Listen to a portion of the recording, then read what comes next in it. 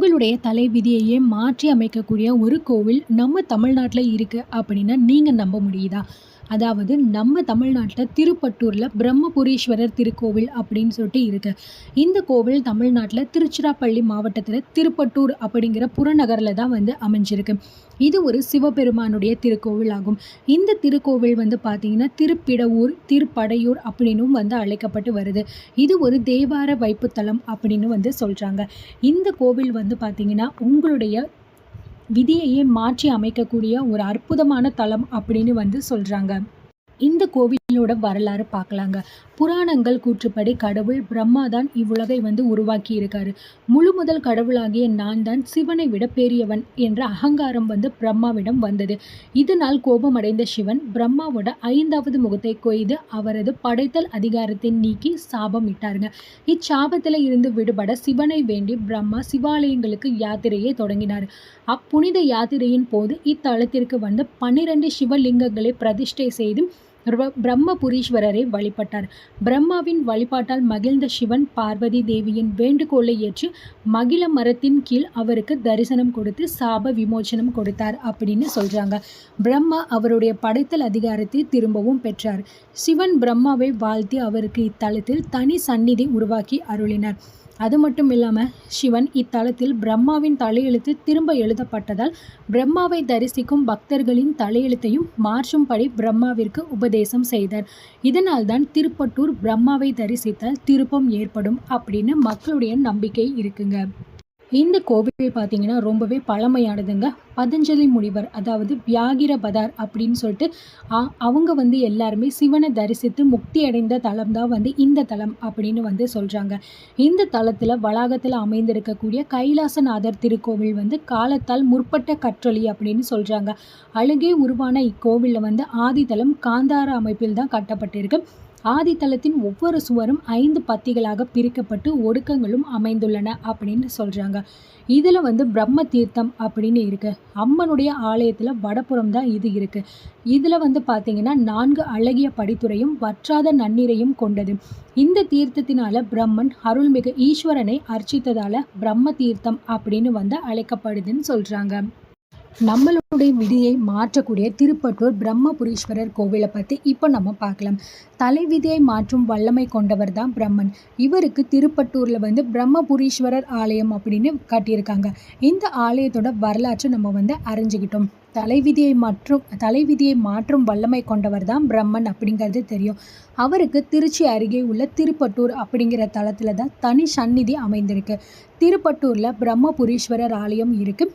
இங்கு பிரம்ம நாயகி சமேத பிரம்மபுரீஸ்வரர் அப்படிங்கிறவர் தான் அருள் பாலிச்சுட்டு இருக்காரு. 5 நிலை ராஜகோபுரத்தோட கீழ்த்திசை நோக்கி தான் ஆலயம் அமைஞ்சிருக்கு. உள்ளே நுழைஞ்ச உடனே வேத மண்டபம், நாத மண்டபம் ஆகியவற்றை கடந்ததுக்கு அப்புறம் தான் அர்த்த மண்டபம் வரும். அதை அடுத்து கருவறை இருக்கு. இங்கு லிங்க திருமேனியில் பிரம்மபுரீஸ்வரர் அருள் பாலித்து கொண்டிருக்கிறார். இவருக்கு பார்த்தீங்கன்னா மண்டுகநாதர், கைலாசநாதர் அப்படிங்கிற பெயரும் இருக்கு. இங்குள்ள அன்னை பிரம்ம நாயகிக்கு பராசக்தி, பிரம்ம சம்பத் கௌரி இப்படிங்கிற பெயர்களும் உண்டுன்னு சொல்றாங்க. பல்லவர்கள் காலம் தொடங்கி நாயக்க மன்னர்கள் காலம் வரை பல மன்னர்களால் திருப்பணி செய்யப்பட்ட ஆலயம் இது அப்படின்னு சொல்கிறாங்க. இந்த ஆலயத்தில் பங்குனி மாதத்தில் 15, 16, 17 ஆகிய தேதிகளில் காலை 6:30 மணி அளவில் தான் சூரியனுடைய பொற்கதிர்கள் பிரம்மபுரீஸ்வரர் மீது விழும். கோவிலோட உட்பிரகாரத்தில் மூலவருக்கு வடப்புறத்தில் தியான நிலையில் 6 அடி உயரத்தில் கமல மண்டலத்துடன் தான் தாமரை மீது பத்மாசன கோலத்தில் அருள் பாலிக்கிறார் பிரம்மன் அப்படின்னு சொல்லியிருக்காங்க. இவருக்கு முன்பக்கம் 3 முகம் இருக்கும், பின்பக்கம் 1 முகம் ஆக 4 முகங்களுடன் தான் காட்சி அளிக்கிறார். வலது கையில் ருத்ராஜ மாலையும் இடது கையில் கமண்டலத்தையும் ஏந்தி இருக்கிறார். இந்த பிரம்ம தேவனுக்கு பக்தர்கள் தாங்களே அரைத்து தரும் மஞ்சள் காப்பில் மங்களகரமான அலங்காரம் செய்யப்படும் சொல்கிறாங்க. திங்கள் மற்றும் வியாழக்கிழமைகளில் பிரம்மன் சந்நிதி பக்தர்களின் கூட்டத்தால் நிரம்பி வழியும். குரு பார்க்க கோடி நன்மை அப்படிங்கிறது பழமொழி. குருவோட அதி தேவதையான பிரம்மாவின் பார்வை பட்டால் பக்தர்களுக்கு கோடான கோடி நன்மை கிடைக்கும் அப்படிங்கிறதுல சந்தேகமே இல்லைங்க. தல வரலாறு படைக்கும் கடவுள் பிரம்மனுக்கு ஆரம்பத்தில் 5 தலைகள் இருந்துச்சு. ஈசனை போல தனக்கும் 5 தலை இருப்பதை எண்ணி அகங்காரம் கொண்ட பிரம்மன் அழிக்கும் ஈசனை விட படைக்கும் தனக்கே சக்தி அதிகம் அப்படின்னு இருமாப்பு எடுத்துக்கிட்டாரு. ஈசனையும் மதிக்க தவறினார். இதனால கோபம் கொண்ட சிவபெருமான் பிரம்மனோட ஒரு தலையை கொய்து படைப்பு தொழிலை தனதாக்கி கொண்டாருங்க. தன்னோட தவற உணர்ந்த பிரம்மன் பல தலங்களுக்கு சென்று சிவலிங்கம் அமைத்து பூஜித்தார். பிரம்மன் வழிபட்ட பல தலங்களில் இறைவனின் திருநாமம் பிரம்மபுரீஸ்வரர் அப்படின்னு அழைக்கப்படுதுங்க. அதன்படி திருப்பட்டூரில் துவாதச லிங்கத்தை அதாவது 12 லிங்கங்கள் பிரதிஷ்டை செய்து வழிபாடு நடத்தினார். பிரம்மனோட வழிபாட்டை கண்டு மனம் இளகிய சிவபெருமான் அவருக்கு மீண்டும் படைப்பாற்றலை வழங்கினார். அதோடு இத்தலம் பிரம்மனை வழிபடுவோருக்கு கூடுதல் பலன் கிடைக்கும் என்றும் ஆசி வழங்கியிருக்காரு. பிரம்மனுக்கு வரம் வழங்கியதால இத்தலத்து இறைவன் பிரம்மபுரீஸ்வரர் என்ற பெயரை தான் பெற்றிருக்கிறாரு. பிரம்மனுக்கு தேஜையை வழங்கியதால இத்தல அன்னைக்கு பிரம்ம சம்பத் கௌரி என பெயர். பதஞ்சலி சித்தர் வாழ்ந்த திருத்தலம் திருப்பட்டூர். இவர் இந்த தலத்தில் லிங்க உருவில் பிரம்மாவின் அருகில் இருக்கிறாரு அப்படின்னு சொல்லியிருக்காங்க. வடக்கு பிரகாரத்தில் சண்டிகேஸ்வரர் சந்நிதியும் அதன் அருகே பாதாளகேஸ்வரர் சந்நிதியும் உள்ளது.